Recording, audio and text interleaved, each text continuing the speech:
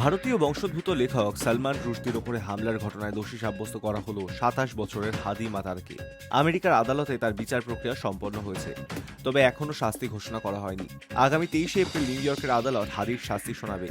যে ধারায় তাকে দোষী সাব্যস্ত করা হয়েছে তাতে ন্যূনতম ৩০ বছরের কারাদণ্ডের নির্দেশ দেওয়া হতে পারে। হাদি নিউ জার্সির বাসিন্দা। ২০২২ সালে আমেরিকার একটি অনুষ্ঠানে রুশদির ওপর প্রাণঘাতী হামলা চালান তিনি। মঞ্চে উঠে ধারালো অস্ত্র দিয়ে এলোপাথারি কোপান রুশদিকে। ছুরির আঘাতেই মঞ্চে লুটিয়ে পড়েছিলেন বুকার জয়ী ব্রিটিশ লেখক। বেশ কিছুদিন তাকে ভেন্টিলেশনে রাখা হয়েছিল। পরে সুস্থ হয়ে উঠলেও হামলার ফলে একটি চোখের দৃষ্টি হারিয়েছেন দ্য স্যাটানিক ভার্সেসের লেখক। অকেজো হয়ে গিয়েছে একটি হাতও।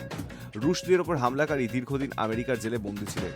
চলতি মাসে তার বিচার প্রক্রিয়া শুরু হয় নিউ ইয়র্কের একটি কাউন্টি আদালতে। যেখানে রুশদির ওপর হামলা হয়েছিল তার থেকে এই আদালত খুব বেশি দূরে নয়। রুশদিকে আক্রমণ এবং তাকে খুনের চেষ্টার অভিযোগে দোষী সাব্যস্ত হয়েছেন হাদি। এছাড়া মঞ্চে সেদিন রুশদির সাক্ষাৎকার নিয়েছিলেন হেনরি রিস। তাকেও আঘাত করেছিল সেই যুবক। সেই অভিযোগও প্রমাণিত। ফলে সশস্ত্র মামলার অভিযোগেও হাদিকে দোষী সাব্যস্ত করা হয়েছে। আমেরিকার আইন অনুযায়ী এই অভিযোগে দোষী সাব্যস্ত হলে ৩০ বছর বা তার বেশি জেল হতে পারে। বিচার প্রক্রিয়া চলাকালীন সাক্ষ্য দিয়েছেন রুশদি স্বয়ং। তিনি আদালতে হামলার সেই দিনের ঘটনাবলীর বর্ণনা করেছেন। রুশদি জানান, আচমকা এক যুবককে তার দিকে ছুটে আসতে দেখেন তিনি। তার চোখগুলো ছিল অন্ধকার এবং হিংস্র। প্রথমে রুশদি ভেবেছিলেন তাকে ঘুষি মারা হয়েছে। পরে বুঝতে পারেন তাকে ধারালো অস্ত্র দিয়ে আঘাত করা হয়েছে। মোট ১৫ বার তাকে কোপ মারা হয় বলে জানিয়েছেন রুশদি। ২ সপ্তাহ বিচার প্রক্রিয়া চলার পরে হাদিকে দোষী সাব্যস্ত করল আদালত।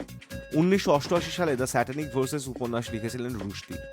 বিতর্কিত এই উপন্যাসের জন্য তার বিরুদ্ধে ইরানের ধর্মীয় নেতা মৃত্যু ফতোয়া জারি করেছিলেন।